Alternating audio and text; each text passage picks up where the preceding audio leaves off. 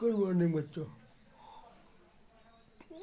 आज मैं पढ़ाऊँगा आप लोगों को 5 क्लास का एसएसटी का बुक।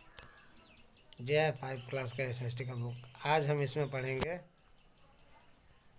इसका 4th chapter, the democratic republic of Congo. ठीक है, यानी कि डेमोक्रेटिक लोकतांत्रिक रिपब्लिक गणतंत्र कॉन्गो क्या, यानी कि लोकतांत्रिक गणतंत्र कॉन्गो का। ठीक है, the land of dense forest. Dense means घनी, फॉरेस्ट जंगल यानी कि घने जंगलों का भूमि। लोकेशन कहाँ पे स्थित है।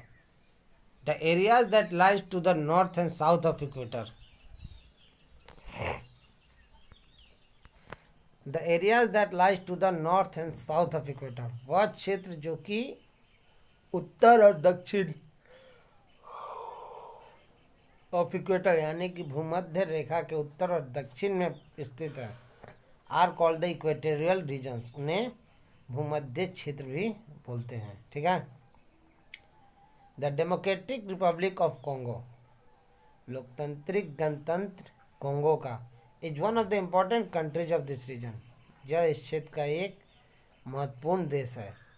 It helps us to understand climatic condition of this region. यह हमें मदद करता है इस क्षेत्र का जलवायु स्थिति को जानने में। अब कॉन्गो फॉर्मली पहले किस नाम से जाना जाता था कॉन्गो को? जायर। ठीक है, democratic republic of Congo is one of the largest countries in Africa. Congo का लोकतांत्रिक गणतंत्र जो है वह अफ्रीका का एक सबसे बड़ा देश है। That lies in tropical forest region, जो कि उष्णकटिबंधीय क्षेत्र में पड़ता है। It's capital is Kinshasa. इसकी राजधानी क्या है? किन्शासा। ठीक है, dense forest with Congo river, एक घना जंगल कॉन्गो नदी के साथ।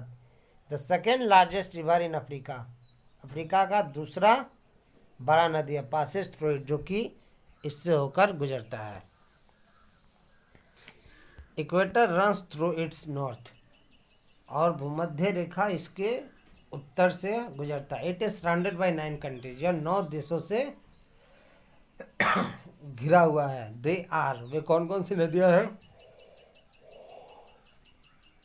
Sudan and Central African Republic in the north, Republic of Congo in the west, Angola and Zambia in the south, Tanzania, Burundi, Rwanda and Uganda in the east.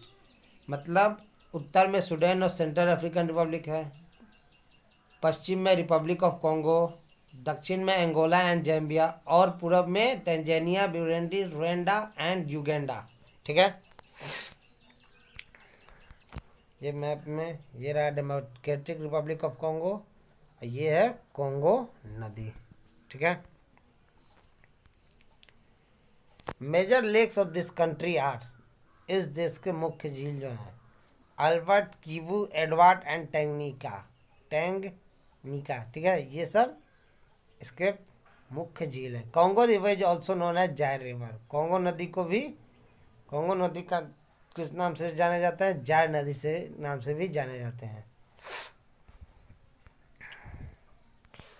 Climate, जलवायु, in this reason, इस क्षेत्र में the rays of the sun fall almost straight all the year around.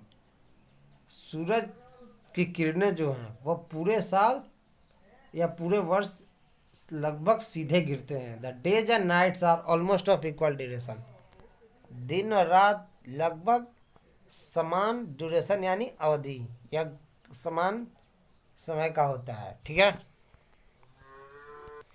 There is not much difference in the summer and winter temperature, और गर्मी और ठंड के तापमान में ज़्यादा अंतर नहीं होता है। The change of season does not take place, ऋतुओं का परिवर्तन नहीं होता है ज़्यादा। The climate remains hot and wet throughout the year, जलवायु जो है वह गर्म और गीला पूरे वर्ष रह जाता है।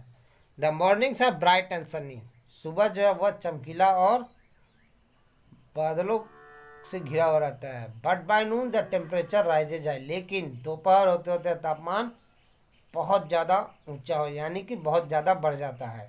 It causes a great deal of evaporation from the seas lakes and river. और ज़्यादा तापमान बढ़ने के कारण क्या होता है, समुद्र, झरने और नदियों से पानी जो है वह भाप बन के उड़ना शुरू हो जाता है। The water vapours keeps on forming clouds in the sky. और जितनी ज़्यादा तापमान बढ़ता है उतने तेज़ी से या उतना ज़्यादा पानी से जो भाप है वो क्या होता है, आसमान में पानी जो हुआ भाप बन के आसमान में बादलों के रूप में इकट्ठा होते रहता है। By afternoon the clouds reach the cool upper layers of the air. और दोपहर के बाद जो बादल है वह हवा के सबसे ऊपरी सतह पे जाकर चला जाता है और वहाँ ठंडा होने लगता है। As a result heavy rainfall accompanied by thunder and lightning occurs almost every afternoon. और इसका परिणाम क्या होता है, एक बहुत ज़्यादा बारिश जो कि किसके साथ आता है, तो गर्जन, थंडर यानी गर्जन और लाइटनिंग चमक के साथ पूरे दोपहर के बाद से शुरू हो जाता है। This brings down the temperature to some extent. यह क्या करता है, तापमान को कुछ हद तक कम कर देता है। But the heat and humidity, लेकिन गर्मी और नमी जो है मेक्स लाइफ अनईजी, यह जीवन को असमान बना देता है। An excellent example of hot wet land is the democratic republic of Congo. एक सबसे अच्छा उदाहरण गर्म गीला भूमि का जो है वो क्या है, लोकतांत्रिक गणतंत्र कॉन्गो का, in the Congo river basin of Africa. Matadi is the biggest port of Congo. Congo का सबसे बड़ा जहाज़ों का बंदरगाह क्या है, तो मटाडी है। नेचुरल वेजिटेशन, नेचुरल यानी प्राकृतिक वेजिटेशन, वनस्पति, प्राकृतिक वनस्पति। High temperature and rainfall are suitable for the growth